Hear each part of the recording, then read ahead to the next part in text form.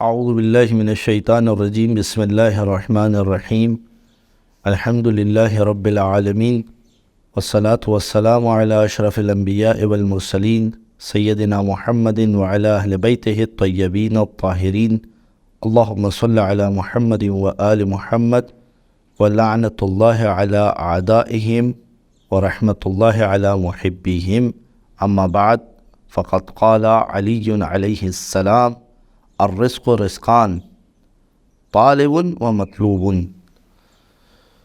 آج آپ کی خدمت میں مولا کائنات امیر المومنین علی بن ابی طالب علیہ الصلاۃ والسلام کے ایک اور قول کے ساتھ حاضر ہوا ہوں۔ ہم عام طور پر یہ سمجھتے ہیں کہ رزق جو ہم دنیا میں مسلسل اپنا وقت لگاتے اور مختلف جہاد سے کمانے کی کوشش کرتے، یعنی ہم رزق کو طلب کرتے، رزق حاصل کرنے کی کوشش کرتے ہیں، اس کا مطلب یہ ہے کہ ہم طالب ہیں اور رزق مطلوب ہے۔ طالب یعنی طلب کرنے والا، مطلوب جس کو طلب کیا جا رہا ہو۔ ہم طالب ہیں اور رزق مطلوب ہے کہ ہم رزق کو طلب کر رہے ہوتے ہیں، اور ہم یہ سمجھتے ہیں کہ بس یہ ہماری جہد کرنا اور یہ ہماری محنت کرنا صرف اور صرف یہی رزق کی وسعت کا باعث ہے، اور اسی کے ذریعے سے رزق میں اضافہ ہوتا ہے اور رزق میں کثرت پیدا ہوتی ہے۔ نتیجتاً بعض اوقات انسان خود بخود ایک مرحلہ ایسا آتا ہے کہ جب انسان کی نظر میں فقط یہی جہت ہوتی ہے تو ایک مرتبہ انسان طالب دنیا ہو کے رہ جاتا ہے۔ یہ جہت انسان کو طلب دنیا تک لے جاتی ہے اور وہ پھر طالب الدنیا ہو کے رہ جاتا ہے۔ لہٰذا وہ دنیا کو دنیا ہی کے لیے طلب کر رہا ہوتا ہے۔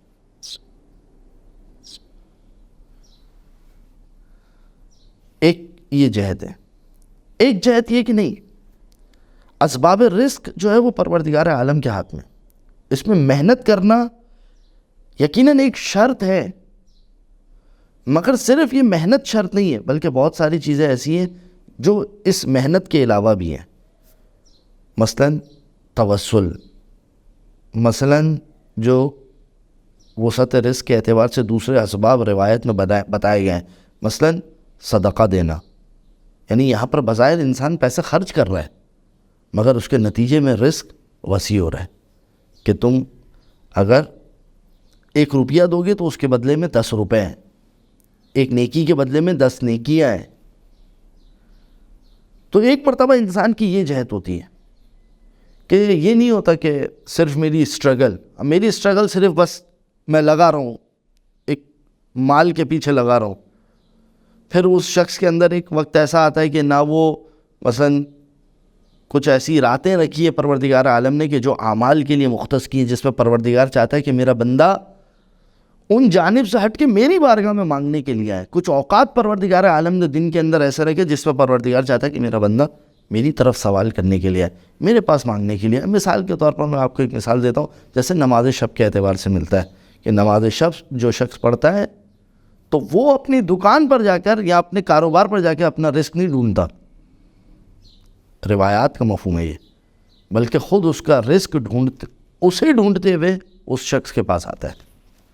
اسی کو مولا فرما رہے الرزق و رزقان، رزق 2 طرح کے، طالب و مطلوب، یعنی رزق طالب، ایک وہ رزق ہے کہ جو رزق خود طلب کرتا ہے، رزق خود طلب کرتا ہے، یعنی انسان مطلوب ہے، یعنی رزق انسان کے پاس خود آتا ہے، رزق طلب کرنے والا ہے انسان کو، یعنی رزق طالب ہے اور انسان مطلوب ہے کہ جس کو رزق طلب کر رہا ہے۔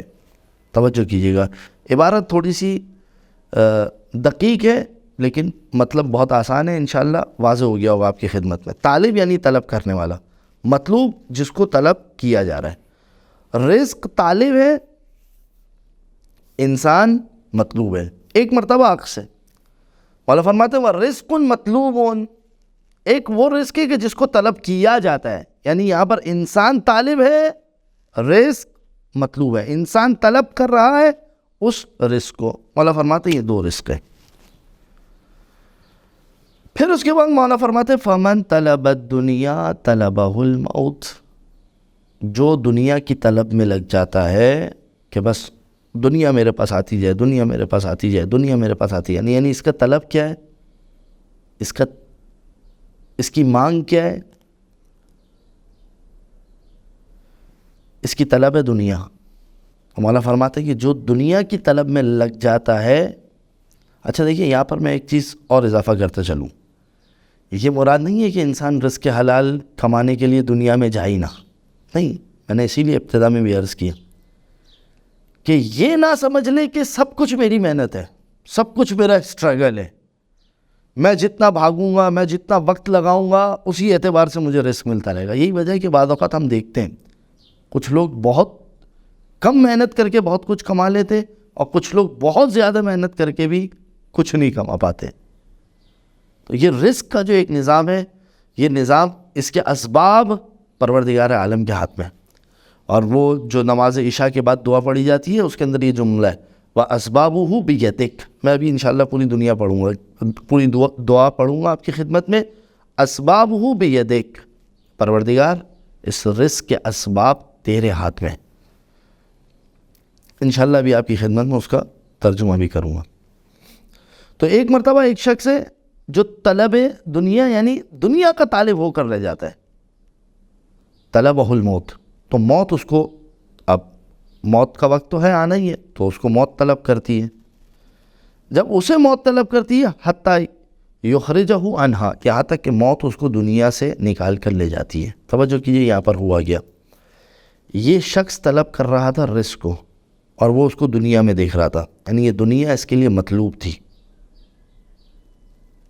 تو نتیجہ کیا ہوا, اس انسان کو اس کا مطلوب جسے یہ طلب کر رہا تھا, وہ مطلوب کچھ دیر کے لیے آ گیا, مگر وہ مطلوب اس کے پاس مسلسل باقی نہیں رہا. وہ مطلوب اس کے ہاتھ سے چلا گیا, یعنی اس کے مطلوب میں دوام نہیں تھا. پھر مولا کیا فرماتے ہیں وَمَن طَلَبَ الْآخِرَةَ. اب اگر کوئی شخص آخرت کو طلب کرتا ہے, یعنی حتیٰ کہ اگر وہ دنیا میں ہے بھی, جیسے زیارت امین اللہ کا جملہ مشغولتاً عن الدنیا بحمدک و ثنائک, کہ پروردگار مجھے یہ وقت مہیا فرما کہ میں دنیا داری سے ہٹ کے تیری حمد اور تیری ثنا کی طرف بھی آ سکوں. مشغولتاً عن الدنیا بحمدک و ثنائک, میں دنیا داری سے ہٹ کے تیری حمد اور تیری ثنا کی طرف آ سکوں. کہ خود یہ پروردگار عالم کی حمد و ثنا, اس کا یہ مطلب نہیں ہے کہ انسان دنیا داری کا مطلب یہاں پر بھی یہ نہیں ہے کہ بس دنیا کو چھوڑ دے, نہیں, بلکہ پروردگار عالم نے خود ہمیں بتایا ہے کہ دیکھو کچھ حقوق العباد ہیں جو تمہیں ادا کرنے ہیں, کچھ تمہارے بچوں کے حقوق ہیں, کچھ تمہاری زوجہ کے حقوق ہیں, تمہیں اسے ان حقوق کو ادا کرنا ہے.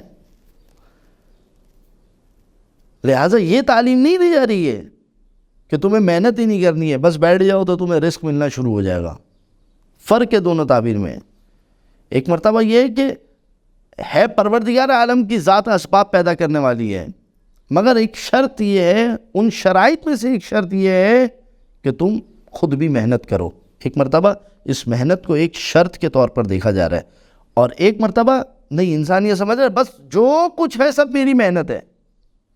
نہ کسی کی دعا ہے, نہ ماں باپ کی دعا ہے, نہ توسل ہے, نہ ادائے واجبات ہے, اور باقی کوئی بھی چیزیں نہیں ہے, صرف میری دعا ہے اور میرے پاس رزق آتا جا رہا ہے, صرف میری محنت ہے اور میرے پاس رزق آتا جا رہا ہے. اور پھر وہ طالب الدنیا ہو کر رہ جائے, صرف دنیا کو طلب کرتا رہے. اس چیز کی نفی کی جا رہی ہے, یہ ذہن میں رکھیے گا. پھر مولا فرماتے ہیں وَمَن طَلَبَ الْآخِرَةَ, جو شخص آخرت کو طلب کرتا ہے, اختتام کو جو شخص طلب کرتا ہے, اس کا نتیجہ کیا ہوتا ہے, اب عکس ہو جاتا ہے. طلبت ہو دنیا, تو دنیا اسے طلب کرنا شروع کر دیتی ہے. یعنی وہ رزق کہ جو رزق طالب تھا, جو رزق خود ڈھونڈتا ہے اپنے مطلوب کو, وہ رزق تمہیں کیسے ملے گا, جب تم طالب الآخرہ بن جاؤ. تو آخرت کو طلب کرنے والے بن جاؤ. ہمارے یہاں پر لوگ ڈرتے ہیں، موت کا ذکر کیا جائے ڈرتے ہیں.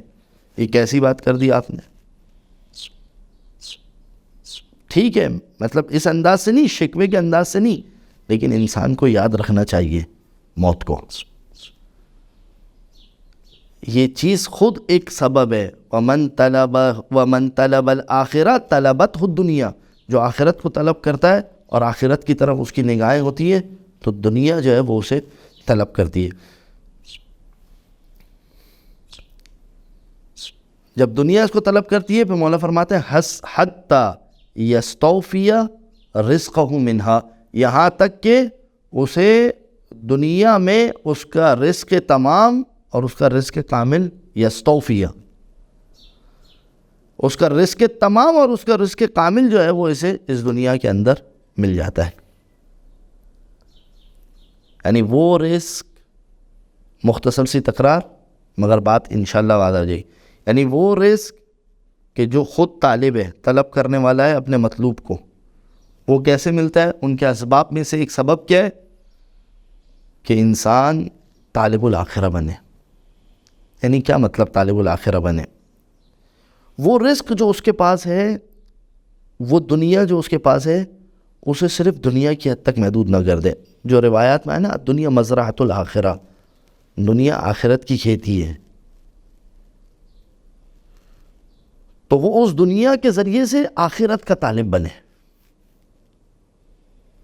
میں آپ کو مولا امیر کے کلام میں سے ایک اور مثال دیتا ہوں جو میری بات کو بہت اچھے سے آپ کی خدمت میں پہنچا سکوں گا. میری بات نہیں، خود مولا ہی کی بات ہے کہ مولا اس معاملے میں کہنا کیا چاہ رہے ہیں.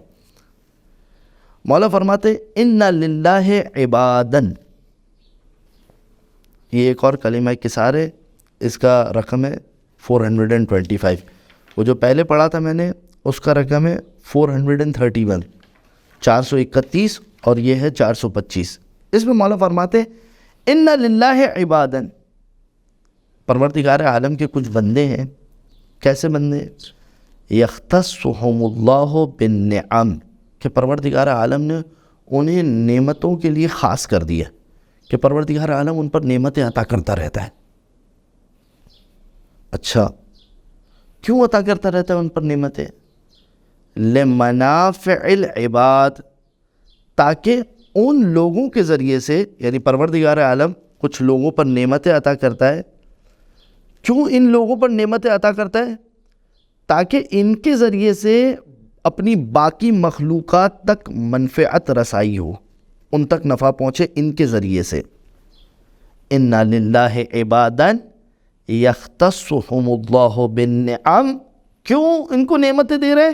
لمنافع العباد، تاکہ ان کے ذریعے سے بندوں تک پہنچتا رہے، نفع پہنچتا رہے. فَيُقِرُّهَا فِي أَيْدِيهِمْ مَا بَذَلُوهَا. فَيُقِرُّهَا یعنی یہ نعمت جو پروردگار عالم نے ان بندوں کو دی ہے، يُقِرُّهَا فِي أَيْدِيهِمْ، یہ ان کے ہاتھوں میں باقی رہتی ہے. کب تک باقی رہتی ہے؟ مَا بَذَلُوهَا، جب تک یہ اس نعمت کو آگے خرچ کرتے رہتے ہیں اور پروردگار عالم کی دوسری وہ مخلوق کے جو ناتواں ہیں، جو کما نہیں سکتے، جو کمزور ہیں، ان تک یہ لوگ منفعت پہنچاتے رہتے ہیں. تب تک یہ نعمت ان لوگوں کے ہاتھ میں پروردگار عالم باقی رکھتا ہے. یہ میں کہہ رہا تھا آپ سے، جو مولا فرما رہے نا. پھر ایسے لوگوں کا طالب خود کون ہوتا ہے؟ خود رزق ان لوگوں کو ڈھونڈ رہا ہوتا ہے، کیونکہ ان کے ذریعے سے پروردگار عالم کی مخلوق تک رسائی ہو رہی ہے، ان تک منفعت پہنچ رہی ہے ان کے ذریعے سے. یعنی یہ دنیا کو بما ہوا دنیا نہیں کما رہے، بلکہ یہ دنیا کو خود اس بات کو محسوس کر رہے ہیں کہ اگر پروردگار عالم نے ہمیں عطا کیا ہے تو ہماری طرف سے یہ پانی آگے بڑھنا چاہیے. دیکھیے میں مثال دیتا ہوں اس کی. ایک سنک ہے نا، بیسن، اگر اس بیسن کے اندر کچرا آ جائے تو اس کا نتیجہ کیا ہوگا؟ اس میں پانی رکنا شروع ہو جائے گا، اس سنک میں پانی بڑھنا شروع ہو جائے گا. لیکن اگر وہ لائن کلیئر ہے نا تو پھر کیا ہوگا؟ اوپر سے پانی آتا جائے گا اور یہاں سے پانی آگے چلتا جائے گا. تو یہ ایک سلسلہ ہے، یعنی اگر اس میں پانی بھر گیا نا یا رکنا شروع ہو گیا تو اب آپ اوپر سے پانی نہیں کھولتے، اب کہتا ہے اب یہ کھلے گا تو یہ اور گندگی یہاں پر بڑھ جائے گی. لہذا یہاں پر بھی ایسا سلسلہ ہے کہ جب یہاں پر صرف رکنا شروع ہو جائے نا تو پھر پروردگار عالم اوپر سے مزید ڈالنا جو ہے وہ روک دیتا ہے. خود مولا فرما رہے فَإِذَا مَنَعُوهَا، پھر جب وہ منع کر دیتے ہیں، یعنی ان کے ذریعے سے منفعت جب آگے نہیں پہنچتی، نَزَعَهَا مِنْهُمْ، پروردگار عالم ان سے اس نعمت کو چھین لیتا ہے، کھینچ لیتا ہے، نزعہ کھینچ لیتا ہے. ثُمَّ حَوَّلَهَا إِلَى غَيْرِهِمْ، اور پھر پروردگار عالم ان کے علاوہ کسی اور کو یہ نعمت دے دیتا ہے، یہ ان کے ہاتھ میں دے دیتا ہے. تو وہ جو مولا نے فرمایا وہ رزق کے طالب، یعنی وہ رزق جو خود ڈھونڈتا ہے، اپنے مطلوب کی تلاش کرتا ہے، وہ کون لوگ ہیں؟ وہ یہ لوگ ہیں. رزق انتقاتا ہے تاکہ ان کے ذریعے سے یہ رزق آگے جاتا جائے. اچھا، اسی حوالے سے چند ایک چیزیں جو رزق کے اعتبار سے ہے مولا کے کلام میں آپ کی خدمت میں پیش کرنا چاہتا ہوں. دنیا اور طلب دنیا کے اعتبار سے جنہیں پروردگار عالم نے رزق دے رکھا ہے، اور جب دیکھیں مومنین کے اوپر جب آفت آئی ہے، جب آپ دیکھیں کہ جیسے ابھی گزشتہ سال، بلکہ اب تک وہ آفت باقی ہے، جو سندھ کے اندر سیلاب کی صورتحال ہوئی تھی، یا مثال کے طور پر ابھی جو سیریا کے اندر، ترکی کے اندر جو زلزلہ ہے، اور اسی طریقے سے ہم اپنے گھروں کے اندر دیکھیں، اپنے رشتہ داروں میں دیکھیں، اپنے خاندانوں میں دیکھیں، کوئی شخص ضعیف ہے کہ جس کے پاس نہیں ہے. ہم یتیموں کی طرف دیکھیں، وہ کہ جس کا باپ اس دنیا سے چلا گیا، وہ بچے یتیم ہیں، ان کے سرپرست بننے کی انسان کوشش کرے. پروردگار عالم نے اگر ہمیں دیا ہے ہماری ضرورت سے زیادہ، تو انسان سوچے کہ پروردگار عالم نے مجھے ہی کیوں ضرورت سے زیادہ دیا، کیوں پروردگار عالم نے اسے کسی اور کے لیے اختیار نہیں کیا. یعنی اگر آج میرے بچے خدا نخواستہ اس منزلت پہ ہوتے تو ان کے ساتھ کیا ہوتا، اگر آج وہ یتیم ہوتے تو ان کے ساتھ کیا ہوتا. کیوں انسان اس انداز سے نہیں سوچتا؟ خیر، مولا کے کلام کے اندر ایک اور چیز آپ کی خدمت میں بیان فرماتا ہوں. یا بنیہ، اپنے بیٹے امام حسن کو مولا وصیت کر رہے ہیں، لا تخلفن وراءک شیئا من الدنیا، اپنے پیچھے دنیا کی کوئی چیز چھوڑ کے مت جانا. فَإِنَّكَ تُخَلِّفُهُ لِأَحَدِ رَجُلَيْنِ، تم یہ جو چیزیں پیچھے چھوڑ کے جاؤ گے، یہ دو میں سے کسی ایک شخص کے ہاتھ میں آئے گی. اما رجل عمل فیہ بطاعت اللہ، یا تو وہ شخص ہوگا کہ جو اس مال و دولت کے ذریعے سے اللہ کی اطاعت میں اسے خرچ کرے گا. فَسَعِدَ بِمَا شَقِيتَ بِهِ، تو وہ سعادت مند ہو جائے گا اسے اللہ کی راہ میں خرچ کر کے، اور تم بخیل بن کے اسے جمع کر کے اس کے لیے چھوڑ جاؤ گے، مگر تم جو ہے وہ شقی قرار پاؤ گے، کہ تم نے اس رزق کو خرچ نہیں کیا اللہ کی راہ میں. تم نے، حتیٰ کہ بعض لوگ، میں مستحبات کے خرچ کی بات نہیں کر رہا ہوں، حتیٰ کہ بعض لوگ واجبات کی ادائیگی تک جو ہے وہ ان چیزوں میں کوتاہی کرتے ہیں. تو تم شقی بن گئے، اور وہ جس کے لیے تم چھوڑ کے گئے اس کے لیے مال پڑا رہا، اور وہ سعید بن گیا کیونکہ اس نے اللہ کی راہ میں خرچ کر دیا. یا تو یہ ہوگا، یا یہ کہ نہیں، جس کے لیے تم پیچھے چھوڑ کے گئے ہوگے، وَإِمَّا رَجُلٍ عَمِلَ فِيهِ بِمَعْصِيَةِ اللَّهِ، یا تو وہ شخص ہوگا کہ جو اس پیسے کو تمہارے بعد اللہ کی معصیت پہ خرچ کرے گا. یعنی جو معصیت تم نے نہیں کی، تم نے صرف پیسہ خرچ نہیں کیا، مالی واجبات ادا نہیں کی، اس نے تو اس پیسوں سے مزید عیاشی کی. تو اب کیا ہوگا؟ فَشَقِيَ بِمَا جَمَعْتَ لَهُ، تو وہ شقی ہے، مگر کس اعتبار سے شقی ہے؟ کیونکہ تم نے اس کے لیے جو مال جمع کیا تھا اس کے اعتبار سے وہ شخص شقی ہو گیا.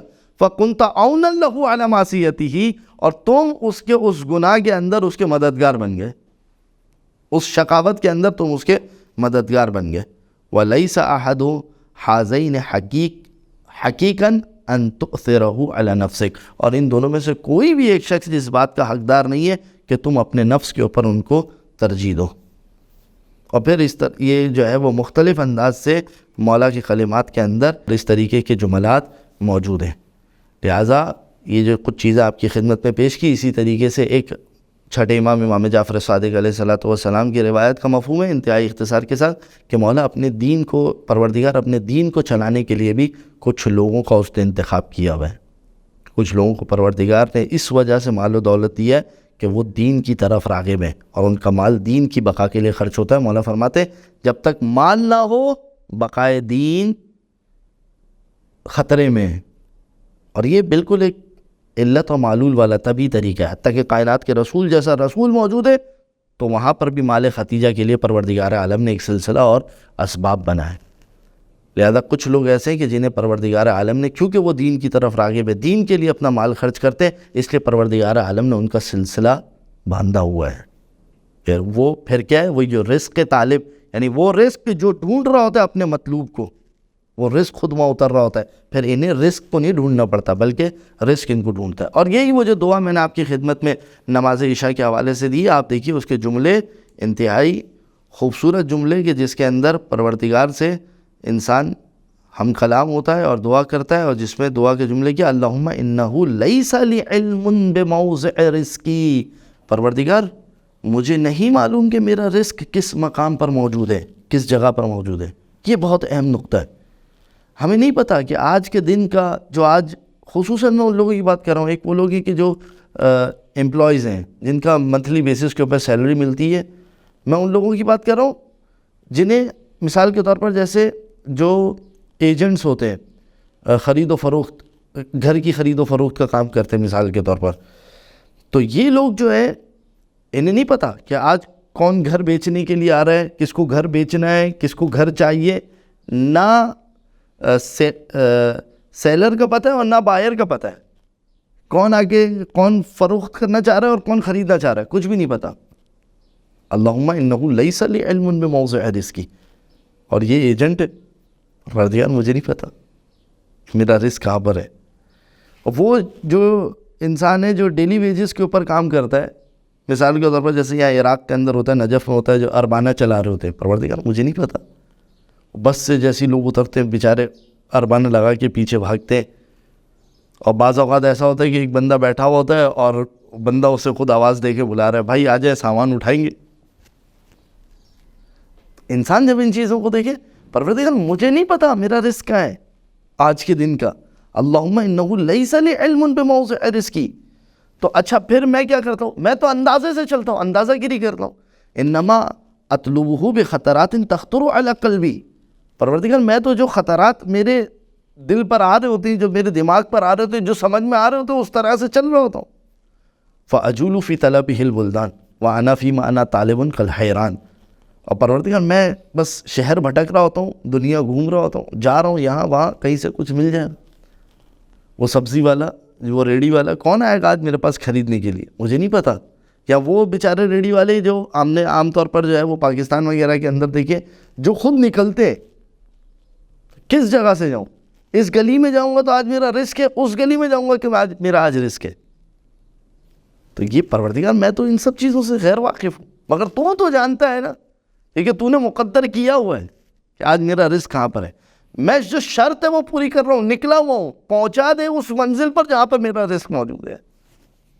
وَإِنَّمَا أَطْلُبُ بِخَطَرَاتٍ تَخْطُرُ عَلَى قَلْبِي فَأَجُولُ فِي طَلَبِهِ بُلْدَانٍ وَأَنَا فِي مَا أَنَا طَالِبٌ كَالْحَيْرَانِ لَا أَدْرِي أَفِي سَهْلٍ هُوَ أَمْ فِي جَبَلٍ أَمْ فِي بَرٍّ أَوْ فِي أَرْضٍ أَمْ فِي السَّمَاءِ أَمْ فِي بَرٍّ أَمْ فِي بَحْرٍ وَعَلَى يَدَيْ مَن، نہیں پتہ مجھے کس کے ہاتھ میں ہے، آسمان میں ہے، زمین میں ہے، کہاں پر ہے، کس کے ہاتھ میں ہے، کس کی طرف سے آئے گا. وَقَدْ عَلِمْتُ أَنَّ عِلْمَهُ عِنْدَكَ، ہاں پروردگار میں جانتا ہوں تیرے پاس علم ہے. وَأَسْبَابُهُ بِيَدِكَ، میں یہ جانتا ہوں کہ پروردگار اسباب تیرے ہاتھ میں ہے، تو مسبب الاسباب ہے. وَأَنْتَ الَّذِي تَقْسِمُهُ بِلُطْفِكَ وَتُسَبِّبُهُ بِرَحْمَتِكَ، اور پروردگار تیری ذات وہ ذات ہے کہ جو تقسیمہ باللطف، یہ تیری لطف ہے، تیرے عنایت ہے کہ جس کے ذریعے سے یہ رزق کو تو تقسیم کرتا ہے، اور تو نے جو ہے وہ اپنی رحمت کے سبب اس کے اسباب بنائے ہوئے ہیں. اللہم فصل علی محمد وآلہ وجعل یا ربی رزق لی واسعا ومطلبہ سعلا وماخذہ قریبا ولا تعنی، یہ اہم، ولا تعننی بطلب ما لم تقدر علی فیہ رزقا، پروردگار مجھے تھکا مت دینا، جہاں میرا رزق نہ ہو میں اس میں تھک نہ جاؤں. اب یہ کہاں سے آئے گا انسان کے پاس؟ کیسے اس کے دل پہ یہ چیز اترے گی اس میں اتنی محنت نہیں کروں یا تمہیں کچھ نہیں ملنے والا. یہ توسل، یہ پروردگار عالم. وَمَن يَتَوَكَّلْ عَلَى اللَّهِ فَهُوَ حَسْبُهُ، جو اللہ پہ بھروسہ کرتا ہے پروردگار اس کے لیے کافی ہو جاتا ہے. لہٰذا یہ وہ ساری چیزیں کہ انسان اس اعتبار سے ان چیزوں کو دیکھے. ایک چھوٹی سی مثال آپ کی خدمت میں پیش کرتا ہوں تاکہ یہ بات اور آپ کی خدمت میں واضح ہو جائے. اور وہ کہ مثال کے طور پر آپ جو ہے وہ یہ درس سن رہے ہیں. کیوں یہ درس سن رہے ہیں؟ اچھا آپ اس کو برا مت لگائیے گا، مگر ایک بات ہے، کیوں یہ درس سن رہے ہیں؟ وہ انعامات وغیرہ جوابات دیں گے اس وجہ سے. ایک یہ نیت ہو سکتی ہے، ثواب تب بھی ملے گا. ایک نیت کیا ہو سکتی ہے، نہیں میں یہ درس اس لیے سن رہا ہوں یا سن رہی ہوں تاکہ جو مولا کے کلام ہے، جو دین کی باتیں، کم سے کم میں رمضان کے مہینے کے اندر ان چیزوں سے مستفید ہو جاؤں، فائدہ اٹھا لوں. تو اب اگر فرض کیجئے وہ انعام وغیرہ آپ کو نہیں بھی ملا، تب بھی جس چیز کو آپ نے طلب کیا اس نتیجے تک پہنچ گئے، وہ چیز ملی یا نہیں ملی. لیکن اگر صرف اور صرف اس لیے تھا کہ بس اگر انعام کے لیے اور یہ ساری چیز اگر انعام نہیں ملا تو نتیجے سے بھی محروم رہ گئے. لہٰذا آپ اس پورے لیکچر پہ انشاءاللہ ایک مرتبہ جمع کر کے اگر وقت ملے تو دوبارہ بھی سنیے گا، تو پھر ہو سکتا ہے بہت ساری اور نئی چیزیں آپ کے سامنے آ سکیں. وصلی اللہ علی محمد و آل محمد. اللہم صلی علی محمد و آل محمد.